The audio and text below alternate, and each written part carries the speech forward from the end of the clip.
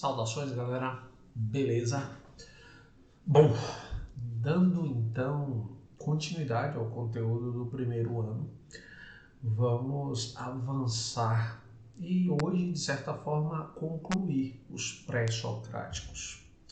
Bom, hoje a gente vai discutir a escola eleata e vamos passar, depois da escola eleata, para os pré-socráticos, Heráclito, dentro dos pré-socráticos, e depois os pluralistas, e aí engloba os sujeitos, os pensadores que pensaram a physis de forma múltipla. Tranquilo? Então vamos lá, vamos começar. A escola eleata. Bom, quando a gente pensa em escola eleata, um nome salta de início, que é o de Xenófanes, mas ele não necessariamente participou da escola eleata. Alguns dos seus pensamentos, alguns dos fragmentos que foram encontrados acerca de seu pensamento, colocavam que ele pensava um Deus. Quando eu digo Deus, eu estou pensando nessa força que rege o cosmos, a realidade. Ele pensava esse Deus como uno, como imóvel e presente em tudo. Então, isso são características marcantes do pensamento da escola eleata. Por isso, Xenófanes é considerado um precursor do pensamento eleata. Mas, sem sombra de dúvida, o principal pensador da escola eleata foi Parmênides. E aí Parmênides é importantíssimo. Por quê? Porque diferente dos outros pré-socráticos que a gente viu até agora, Tales, Anaximandro, Anaxímenes, Pitágoras, diferente deles, Parmênides não está preocupado em encontrar uma arqué, um elemento primordial que represente, que seja parte de tudo que existe, da realidade como um todo. Não. Ele está preocupado em entender o ser das coisas, ou seja, a essência presente em todas as coisas. Por que tal coisa é como é e não de outra forma? Então, essa é a grande virada no pensamento de Parmênides. E aí, o que é interessante é que, contemporâneo de Parmênides, havia um outro sujeito, esse, apesar de não ser da mesma época dos três primeiros, Tales, Anaximandro e Anaxímenes, também era da escola jônica, que é Heráclito. Heráclito discordava de Parmênides, e o pensamento de Heráclito era exatamente no sentido contrário do pensamento de Parmênides. Por quê? Porque enquanto Parmênides defendia a imobilidade, Heráclito defendia o movimento. E aí nós vamos, óbvio, entender essas duas posições nos próximos slides. Tranquilo? Até aqui? Então, Parmênides foi além da physis, ou seja, Parmênides foi além da ideia da natureza. Por quê? Porque enquanto os primeiros filósofos buscavam um elemento primordial para essa natureza, ele estudou as coisas como são, enquanto são, isto é, entes. E aí, vocês ainda vão ouvir essa expressão entes ao longo de outras teorias de filósofos, inclusive no século XX, como Heidegger e Sartre, mas agora eu preciso que vocês foquem nesse ponto. Por que nesse ponto? Porque é Parmênides o fundador da ontologia. O que é a ontologia dentro da filosofia? A ontologia é o estudo do ser. Onto, ser, logia, estudo, logo, estudo do ser. Essa área da filosofia vai ser muito explorada ao longo de toda a história do pensamento filosófico. E no século XX a gente tem alguns dos pensadores mais destacados nesse sentido, principalmente os dois que eu citei anteriormente, Martin Heidegger e Jean-Paul Sartre. Tranquilo até aqui? Então vamos adiante. Parmênides, verdade e opinião. Eu não sei se vocês se recordam, mas no ano passado, quando a gente estudou o capítulo do livro do nono ano, Filosofia e Verdade, salvo engano é o primeiro, não me recordo bem, mas acho que é o primeiro. Vocês tomaram consciência de dois conceitos gregos, que é aletheia, que quer dizer verdade, aquilo que pode ser constatado na realidade, e doxa. Doxa, que significa opinião. O pensamento de Parmênides, ele parece simples, mas essa é a grande pegadinha. Não o julgue, não o subestime. O pensamento de Parmênides permitiu que a gente aprofundasse em outros campos de forma muito significativa. Parmênides diz: o ser é. Ele afirmou: o ser é. O não ser não é. Percebam, ser é, óbvio. O não ser não é. Simples para compreender. E aí ele disse: pensar e ser são a mesma coisa. Ou seja, pensamento e essência são a mesma coisa. Pensamento e ser são a mesma coisa. Aí ele vai e nos propõe: ao pensamento humano que ruma para o caminho da verdade, cabe apenas conhecer aquilo que é, isto é, o ser. O que é que ele está nos dizendo aqui? Ele está nos convidando a pensar que o ser é, e esse pode ser pensado, esse pode ser entendido, esse pode ser refletido filosoficamente. O não ser não pode.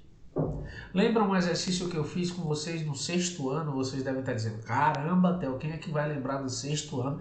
Ué, gente, eu tô velho e lembro. Então, vamos lá.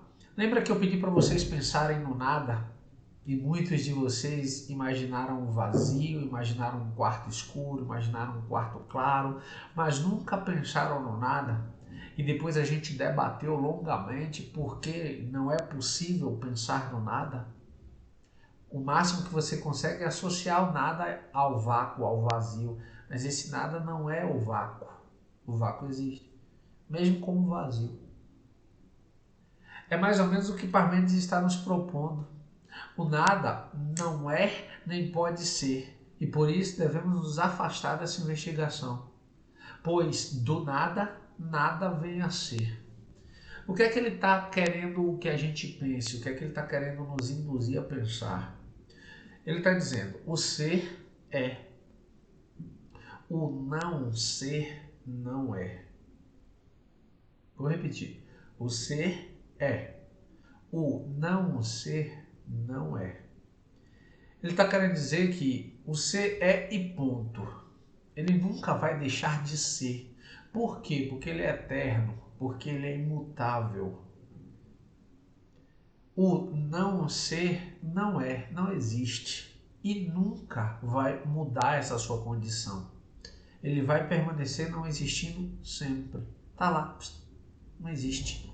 Então eu só devo focar minhas atenções no ser. Passou uma nuvem aqui, escureceu tudo. Deixa eu acender essa luz aqui, galera. Prontinho. Tá claro? Até aqui? Logo, o que é que ele nos diz? O ser é eterno e imutável. Por quê? Porque não sofre mutação, não se transforma, permanece independente do tempo e do espaço. O não ser comporta, o ser não comporta passado ou futuro. Não existe um antecessor do ser. Não existe um modelo do ser que veio evoluindo ao longo do tempo. Existe o ser e ponto, sem passado e sem futuro, um presente eterno. Por que um presente eterno? Porque se o ser ele não se modifica, se o ser não se transforma, se ele não é maleável, se ele não se modifica, então não existe um passado e um futuro, ele é o que é. Sempre foi desse jeito, sem alteração, por toda a eternidade, independente do tempo. E aí, o pensamento é a expressão do ser, e nele está contido, não havendo pensamento, do não ser. Explico melhor. O pensamento é a expressão do ser, e nele está contido. Ou seja, o pensamento e o ser são uma coisa só. Estão conectados pela eternidade. Não se transformam. Não havendo pensamento, ou seja, onde não há pensamento, o ser não está presente. Então, não havendo pensamento do não ser. Se não há pensamento, não há ser. Então, o que temos lá? O nada, o não ser. Nada existe. Tranquilo? E aí, Parmênides vai contrapor esses dois conceitos, que mais tarde vai ser aproveitado por Platão em suas teorias do mundo das ideias e do mundo da matéria. Mas aqui, Parmênides nos convida a pensar que, lembra dos 5 sentidos? Sim, tato, paladar, visão, audição, olfato. Para Parmênides, esses 5 sentidos nos oferecem uma realidade imutável, uma opinião superficial sobre a realidade. Então ele estaria aqui no campo da doxa. Mas, se para Parmênides eu desejo conhecer a verdade, essa verdade vai estar aqui na aletheia e só é acessível através da razão. Eu não posso, para Parmênides, acessar a verdade através dos sentidos, só através da razão. Mais tarde, óbvio, ele vai receber críticas de diversos pensadores. Uma delas é do Aristóteles, que vai dizer que ele pecou ao dizer que o ser é um.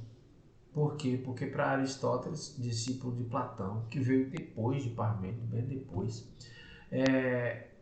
o ser é múltiplo. O ser é múltiplo, porque a realidade é múltipla. Então, para explicar essa realidade, não basta um único ser. Esse é um dos pontos que Aristóteles vai usar para contestá-lo. Tá claro? Estou achando essa imagem escura. Eu vou virar a luz para mim. O olho dói um pouquinho, mas pelo menos fica mais claro. De buenas? Posso avançar? Então vamos nessa. E aí, um discípulo do Parmênides decidiu comprar a briga do Parmênides para defender suas teorias. Zenão de Eleia. E Zenão foi muito sagaz, foi muito inteligente ao montar um argumento teórico. Essa palavra não pode sair do horizonte de vocês. Teórico. Na prática não funciona. É teórico. Ele usou um argumento teórico excelente para defender o posicionamento de Parmênides. Mas ele não o fez dessa forma, apresentando argumento em defesa de Parmênides. Não. Ele apresentou o argumento, meus olhos doem. Ele apresentou o argumento para atacar os oponentes de Parmênides. E ao provar que as teorias dos oponentes de Parmênides estavam equivocadas, ele naturalmente defendia o posicionamento do seu mestre, Parmênides. E aí ele disse: o movimento é um problema. O movimento é uma ilusão dos sentidos. Por quê? E aí ele usou dois argumentos que ficaram muito famosos. Primeiro, ele usou o exemplo da flecha, ao formular teoricamente que uma flecha que precisa sair do ponto A e alcançar um ponto B precisa antes percorrer metade desse percurso. E antes de percorrer a metade desse percurso, precisa percorrer uma metade ainda da metade, ou seja, um quarto do todo. E antes de percorrer um quarto do todo, precisa percorrer a metade desse pequeno quarto. Logo, ele vai reduzir esse raciocínio até chegar a zero. E vai argumentar com isso que o pensamento é uma ilusão. Desculpa, o movimento é uma ilusão. Por quê? Porque a flecha nunca saiu do ponto A em direção ao ponto B. Óbvio que se você for para a prática, isso é ilusório. Porque se você pega uma arco e flecha e solta, é óbvio que a flecha vai sair do ponto A e atingir o ponto B. Mas enquanto argumento teórico, faz sentido. Uma outra coisa que ele usou, um outro exemplo que ele usou foi contrapor em uma corrida Aquiles, que era um guerreiro extremamente rápido, que guerreou na batalha de Troia, na guerra de Troia, contra uma tartaruga numa corrida. Ele argumentou que bastava que a tartaruga estivesse em movimento, por menor que seja a velocidade, Aquiles nunca conseguiria alcançar a tartaruga. Por quê? Porque essa distância inicial, essa vantagem inicial da tartaruga permaneceria pela eternidade. A grande questão disso é que a gente sabe, de forma prática inclusive, que se a gente fizer isso com um passo, Aquiles passaria a tartaruga. Mas enquanto argumento, e se a gente levar em consideração, por exemplo, a ideia de descartar as interferências externas, de fato, essa ideia permaneceria. Eu vou apenas linkar com um pensamento contemporâneo, que vocês provavelmente já devem estar estudando, que é o conceito de inércia na física. Lembra? Se o corpo está em movimento, ele tende a permanecer em movimento, exceto que uma força haja sobre ele. Se o corpo está parado, ele tende a permanecer parado, exceto que uma força haja sobre ele. Óbvio que a gente está descartando diversos elementos externos, como atrito, como resistência, diversos elementos externos. Então, como argumento, a gente não foi muito feliz. Na prática, não funcionaria. Tá claro? Lembrando, se ficou alguma dúvida, anota que semana que vem tem live. Então, vamos nessa. Heráclito. Bom, Heráclito é da escola jônica, não mais da escola eleata. Mas apesar de ser da escola jônica, ele não foi contemporâneo de Tales, de Anaximandro, nem de Anaxímenes. Ele é bem posterior, tranquilo? Então, o que é que Heráclito fez? O que é que Heráclito pensou? Heráclito, ele entendia o ser como parte de uma unidade, mas uma unidade que abarcava uma multiplicidade. Era como se ele juntasse essa multiplicidade em uma, reconhecendo a importância e a... Pronto, essa luz estava me incomodando. Reconhecendo a importância e as particularidades de cada parte desse múltiplo. Então, juntava-se e formava um. Para Heráclito, tudo, absolutamente tudo, está em constante movimento. Então, tudo está em permanente transformação. Para ele, o movimento é a pedra de toque da realidade. E aí, ele vai dizer que tudo, por estar em constante movimento, tudo está no devir. Lembre-se dessa palavra, devir. Essa palavra, esse conceito, ele é chave no pensamento de Heráclito. Por quê? Porque o devir significa o vir a ser. Quem está em movimento está em permanente transformação. Está num constante vir a ser algo diferente, algo novo, se transformar. E aí ele escolhe como elemento primordial para representar essa mudança permanente o fogo. O fogo primordial não tem uma forma definida. Ele é maleável, ele é mutável permanentemente. E aí, o ser das coisas de Parmênides e o mundo sensível do movimento de Heráclito, eles se contrapõem. Por quê? Porque enquanto Parmênides está dizendo que o ser é imóvel, é imutável, é eterno, Heráclito está do outro lado dizendo que o ser, que a realidade é mutável, que a única coisa permanente é exatamente a mudança. Olha que embate de ideias interessante. Para Parmênides, a única coisa para Heráclito, a única coisa que permanece é o movimento. Sempre e sempre e sempre. E aí vocês devem lembrar da frase clássica do Heráclito: nenhum homem entra no mesmo rio duas vezes.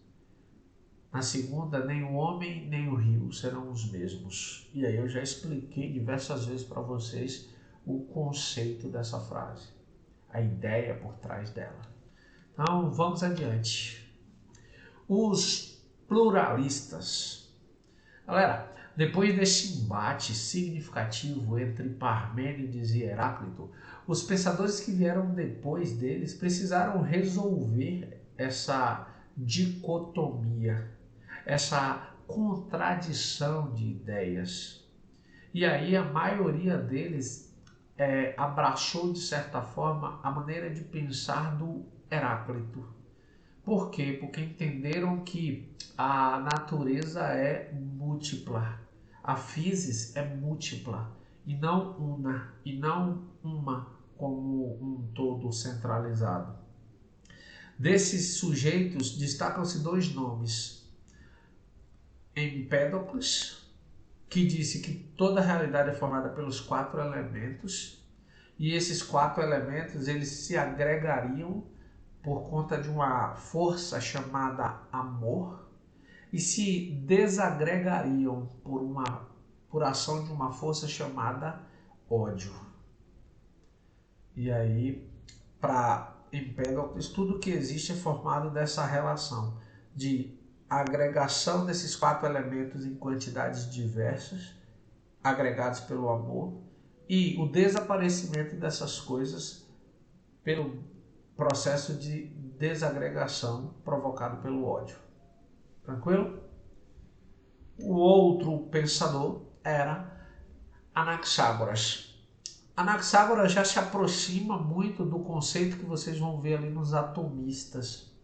Por quê? Porque Anaxágoras diz que existem partículas invisíveis que, somadas, que juntas, formam tudo que existe.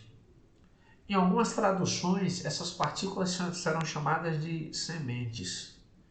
Em outras traduções, essas partículas serão chamadas de homeomerias. Essas homeomerias seriam partículas invisíveis que se agregam a partir do nous, a partir de uma força elementar chamada nous. Desculpa, isso aqui, amor e ódio, deveria estar lá em Empédocles. Isso aqui foi colocado aqui, mas não deveria estar. Deveria estar lá no slide anterior. Então, Anaxágoras vai dizer que as coisas se juntam para formar o que é para formar, as homeomerias se juntam e se desagregam, frutos de uma intervenção do que ele chama de nous. Tranquilo? E por fim, os atomistas. Os atomistas chegaram próximos do que nós temos hoje enquanto pensamento científico. Os atomistas, Demócrito e Leucipo, disseram que tudo que existe é formado por uma partícula indivisível, que no grego significa átomo. A, prefixo grego de negação, tomo é divisível, logo átomo significa não divisível. Eles disseram que essas partículas se agregam e se desagregam, formando e destruindo tudo que existe. Eles disseram também que essas partículas são naturalmente possuidoras de movimento, ou seja, elas estão em permanentes choques e nesses choques elas se agregam e se desagregam. O que é interessante, eles disseram que eram partículas indivisíveis. Essa teoria dura por 21 séculos. Ali por volta do século XVI, século XVII, quando começam a surgir os primeiros microscópios, se descobre que de fato tudo é formado por átomos. O que esses pensadores se equivocaram é que, na verdade, o átomo pode sim ser dividido nas chamadas partículas subatômicas, prótons, elétrons e nêutrons. Então, eles se equivocaram nesse sentido. Fora isso, sim, nós também somos formados de átomos. Esse computador, essas luzes, tudo são formados de átomos. Tranquilo até aqui? E aí, só para fechar e deixar o convite para vocês, para a próxima aula gravada a gente vai adentrar a virada humanística. O momento em que a filosofia deixa de focar na natureza e passa a focar nas relações humanas. Tema que será objeto de seu estudo ao longo de praticamente toda a trajetória da filosofia, desde os sofistas até agora. Então eu fico por aqui. Eu convido vocês a lerem novamente com calma todo esse capítulo, a prestarem atenção nos detalhes. Se surgirem dúvidas, anotem no caderno. Semana que vem a gente tem live para esclarecer todas essas dúvidas. Tranquilo? No mais, forte abraço, galera, e tchau, tchau.